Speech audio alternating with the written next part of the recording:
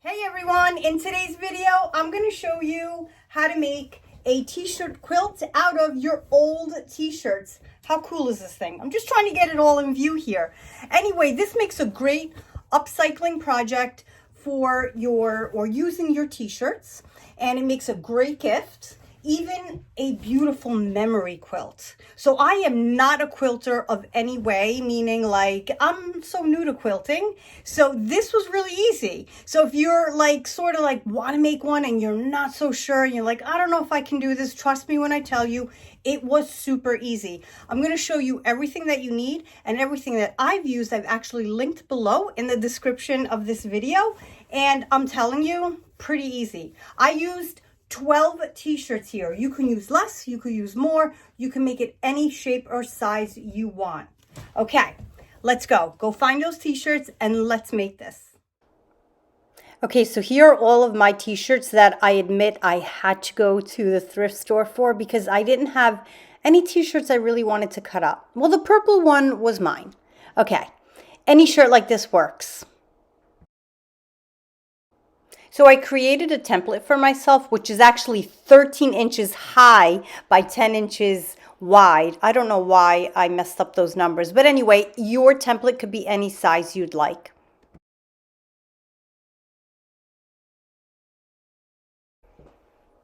So I ironed out any creases or folds that I have in the t-shirt, especially on the front. And then you'll see that I'm going to lay down the template right on top. And with my chalk marking pencil, I'm going to trace right around my template.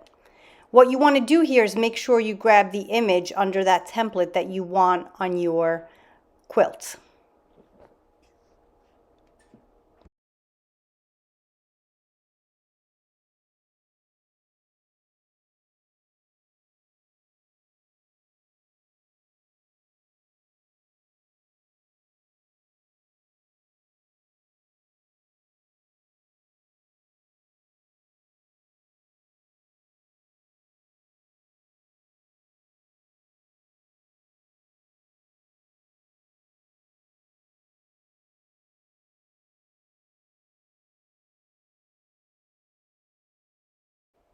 And you can use a pencil as well. It works the same.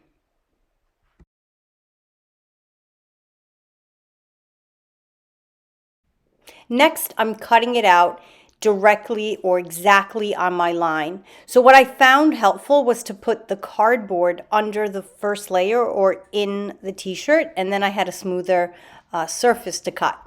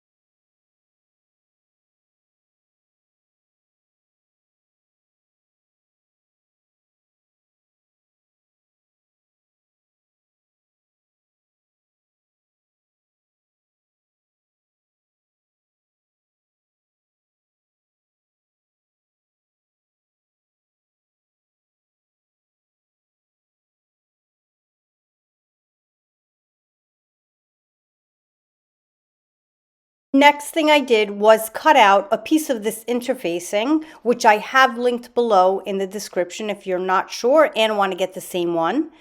The same size as I cut out of the t-shirt. So it is 13 inches high by 10 inches across.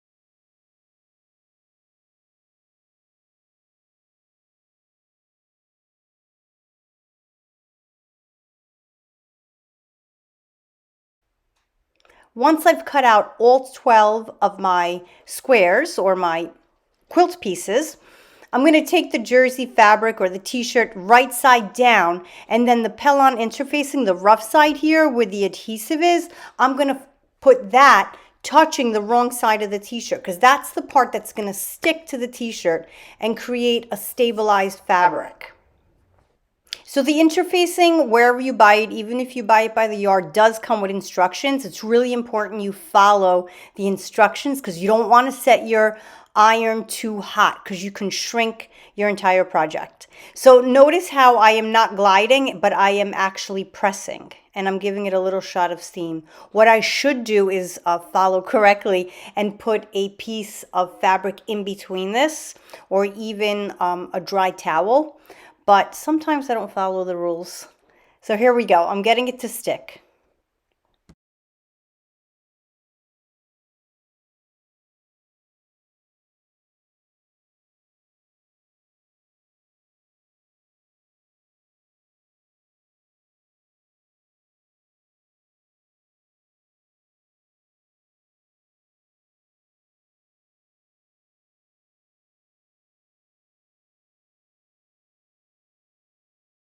I'm making sure it is stuck on, and as you can see it is, so that's perfect.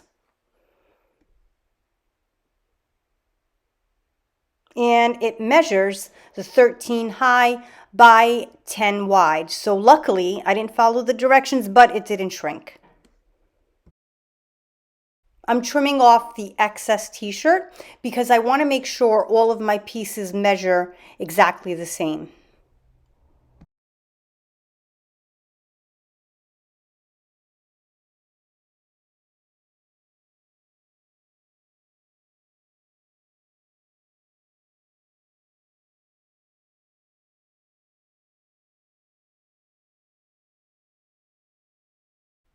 I'm going to do the same exact thing to all of my t-shirts here. And I'm going to leave the pocket on this purple t-shirt.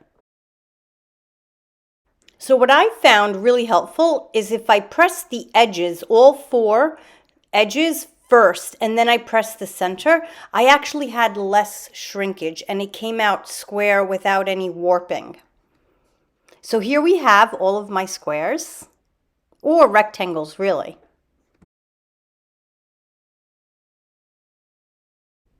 And I had a little shrinkage on these 2 t-shirts, so I sort of cut out some extra fabric and sewed it up on top.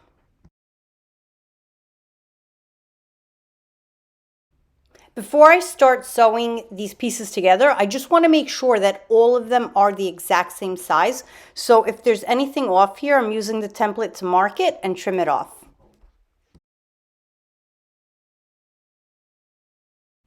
So what I did next was lay it out on the floor here to see how I want my final quilt pieces laid out, which piece I want where. So before sewing any together, it's really important to do that.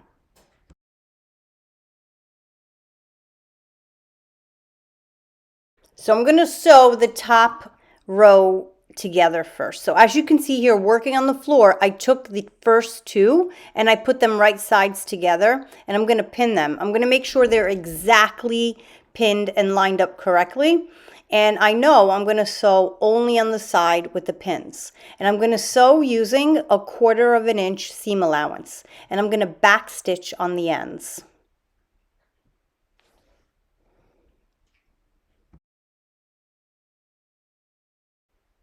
And I'm going to put the other piece right to this end here. So I'm going to flip it over so they're right sides together. And I'm going to do the same thing. I'm going to pin it exactly lined up. And then I'm going to sew it as well with a 1/4 inch seam allowance, back stitching on the ends.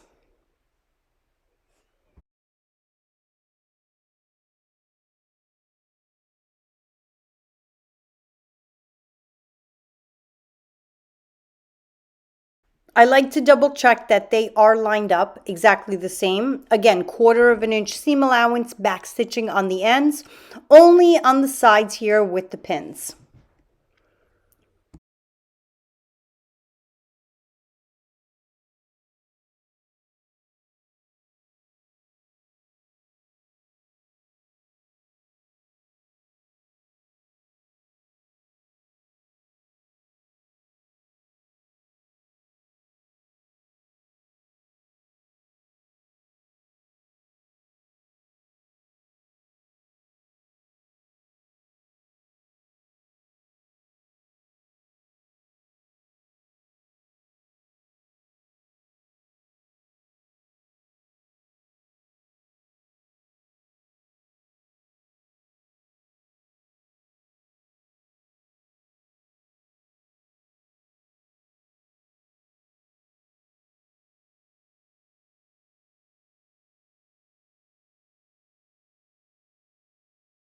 This came out nice. So what I'm going to do on the wrong side is open up the seams like this, and I'm going to press them down open.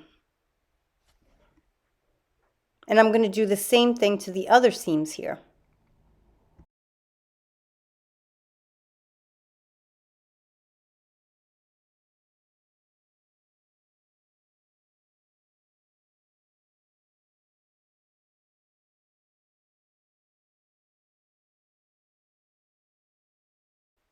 And I'm going to give it a good press on the front as well, because every time you sew, the more you press, the nicer your finished product is.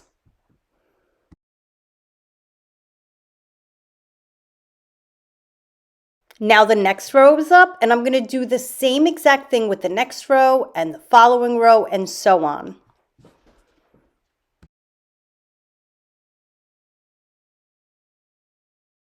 Here are all of my strips sewn together. So I'm going to make sure I take the top one the way I originally had it laid out. And if you can't remember, it's probably a good idea to take a picture of it with your phone. Right, so what I'm going to do now is right sides together. I'm going to match first the seams together.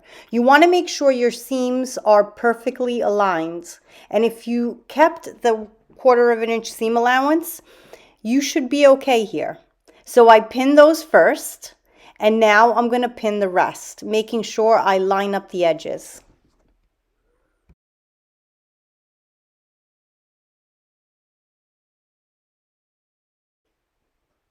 And next, back over at my sewing machine, what I'm going to do is sew this with a 1/4 inch seam allowance, back stitching on the ends. And I've decided to use a 2 stitch length.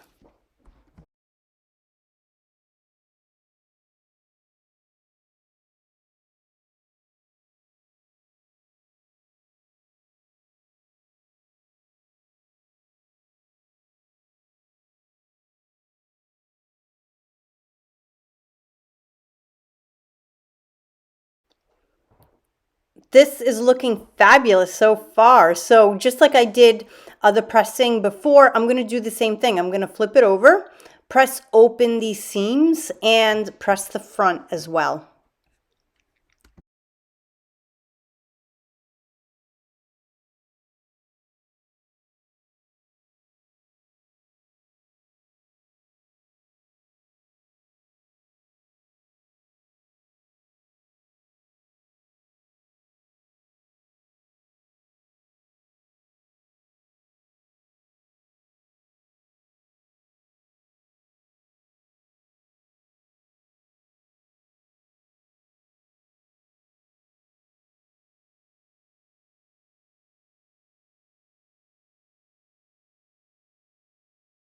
And now I'm going to repeat the same step. I'm going to take these, place them right sides together. I'm going to match the seams and sew again with the 1/4 inch seam allowance.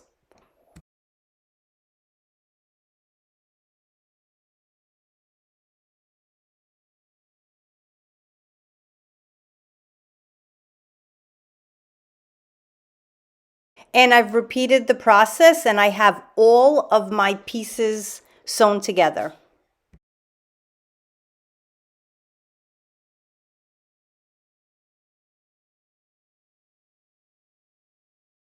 Okay, now it's time for the batting. So I have this batting here, and what I'm going to do is cut it the same size as my quilt.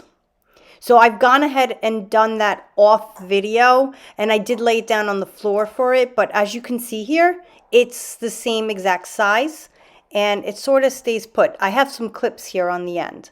So what I'm going to use as the back is this vintage, I think it's so pretty, this vintage, a little bit of a stretch knit. I don't know if I'm going to be sorry for this at the end because it may throw off my quilt, but I figured I'd try because I really like this print. So just like the batting, I'm going to make sure that it fits exactly or cut it out exactly the same. And what I'm doing is I'm sandwiching the batting right into the middle here.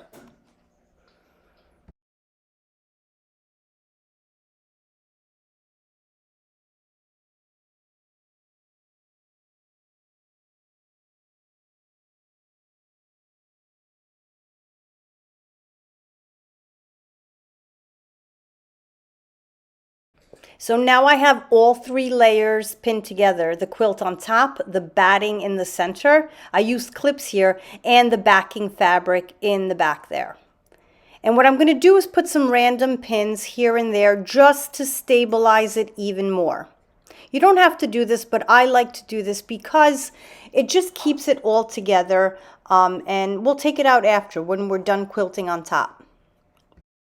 So now you're going to decide how you want to quilt the top. You could do design, sewing, anything you want. I'm going to actually stitch in the ditch in between each t-shirt here, just so that the squares or the rectangles are pronounced. That's it. But you can do anything. You can do some free swirls, designing, anything you want. You can even just pin the points with a quick little tack, whatever you want, but you definitely need to quilt the top so that the batting inside doesn't move.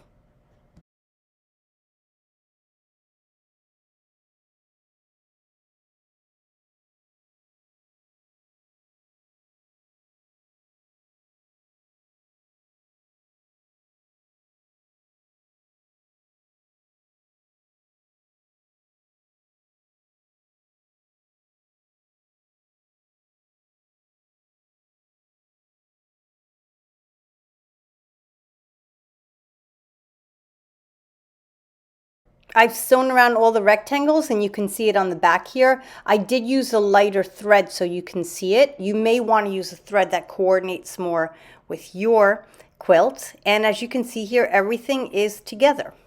So I'm going to give it a nice quick press.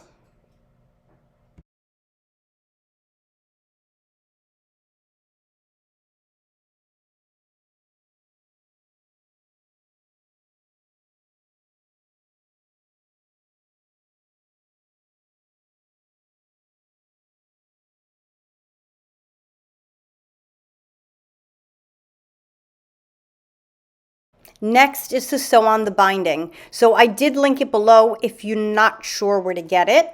Anyway, I'm using a pretty wide one, and what I'm going to do first is unwrap it and just give it a press so all these extra creases come out, because I just don't want to see them on my final quilt.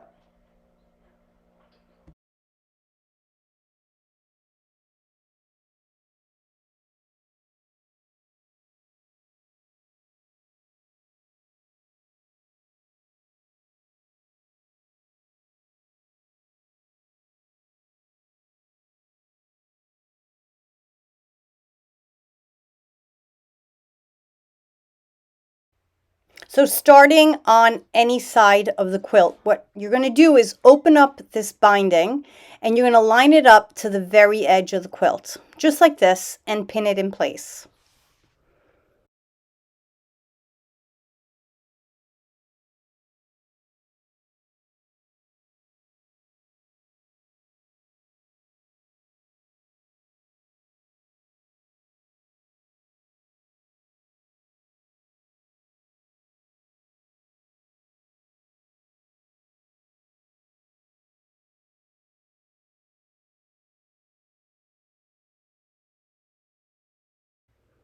Now, once you get to the corner here, here's how you're going to work with the binding. You're going to take a pin and you're going to pin it diagonally so the end or the point of the pin goes right to the point or the edge of your quilt.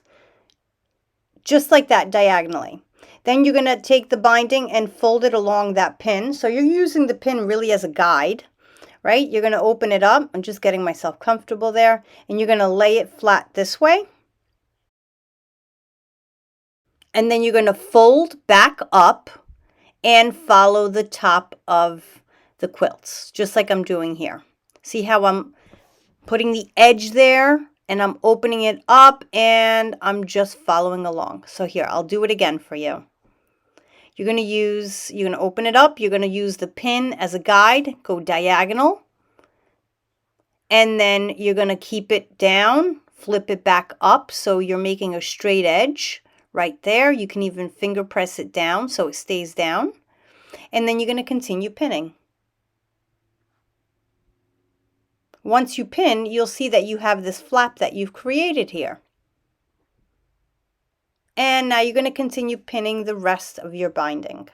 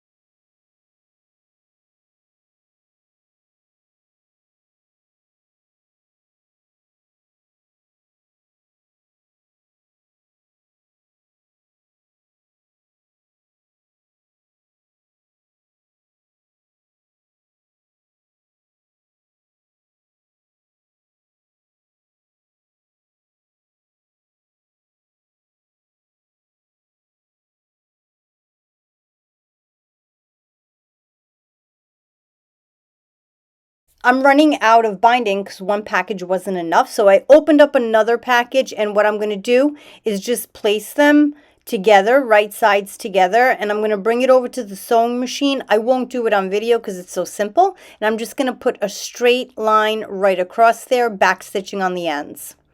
And here we go. Quick and easy. And now I'm going to continue my binding, or adding and pinning the binding to the edge.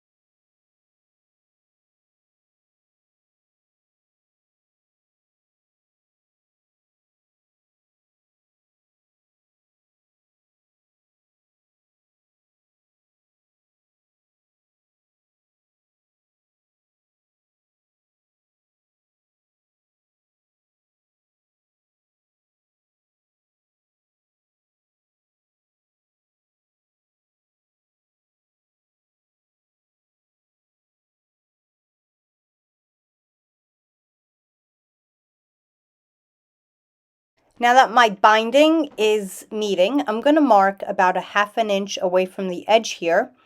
And I'm going to make the same mark on the opposite piece of binding on to the left here.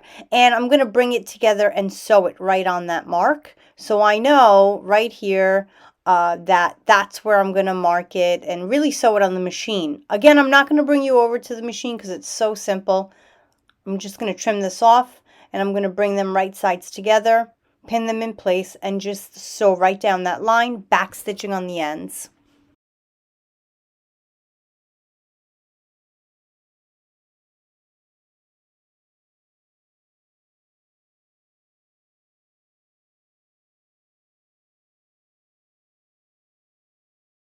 Now that my binding is all pinned in place, what I'm going to do is go over to the sewing machine and sew right in this crease here. All the way around, I'm going to follow it around. And you'll see when I get to the corner how I stop and I restart on the opposite side.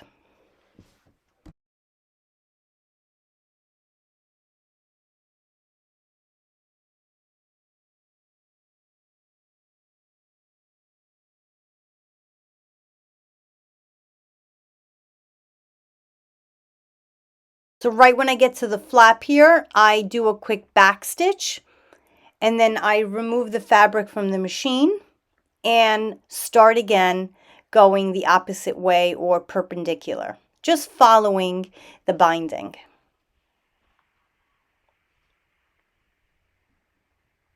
Turn it around, and I'm going to start here. So you don't want to sew the flap down because that's got to fold over to the back of the quilt. And I'm going to start with the back stitch here.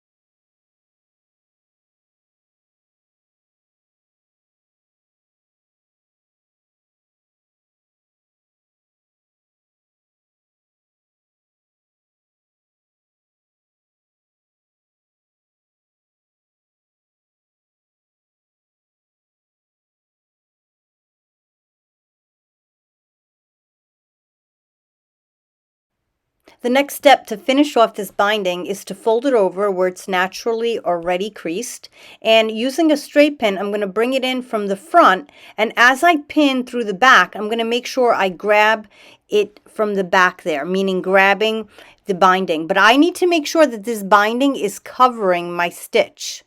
So every time I pin I actually flip the quilt over just to make sure it's in place there. You need to cover that stitch in the back.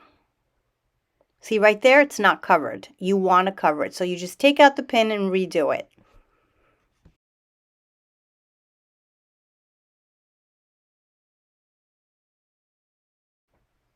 And when you get to the corner, it naturally forms this 45-degree angle, but you may have to help and guide it, especially in the back. When you flip it over, just continue that nice, it's sort of like a gift wrapping in the back here. And if it doesn't naturally form in the back, you just press it in and fold it in just like I am here. And then you continue pinning, making sure that the binding on the back again covers that stitch or that seam from the original sewing of the quilt.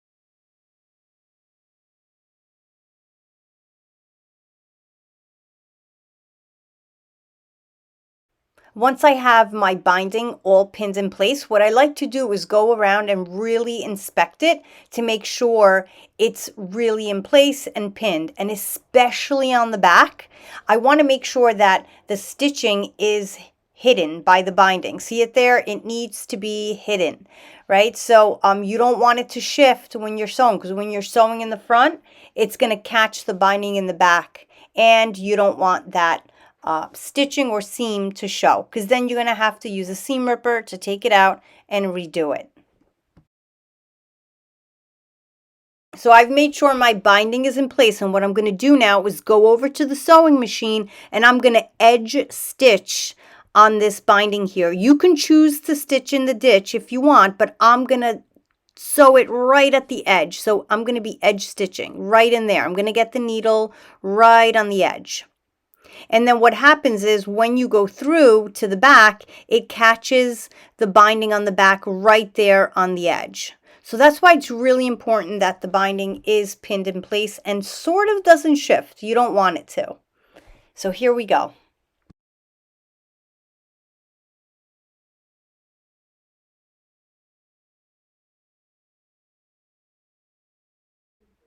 I do take my time with this sewing. I tend to be a fast sewer, but for this, I'm really going slow. I just sped up the video, but I am sewing really slow. And you'll notice that I do take out my pins beforehand. And every once in a while, I flip it under or I flip it over so I could see under, just to make sure I'm catching that binding.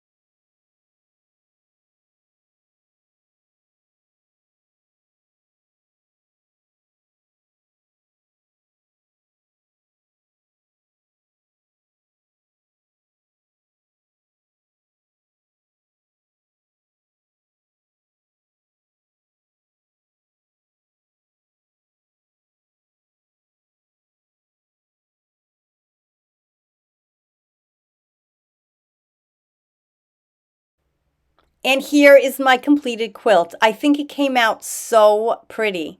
Anyway, if you're making this and you have any questions, please don't hesitate to leave me a comment. I will answer you ASAP. So if you really enjoy videos like this, go ahead and check out my other videos right up here on the screen of sewing tutorials and upcycling. Thank you so much for watching, and please don't forget to subscribe if you haven't so already. Thanks again.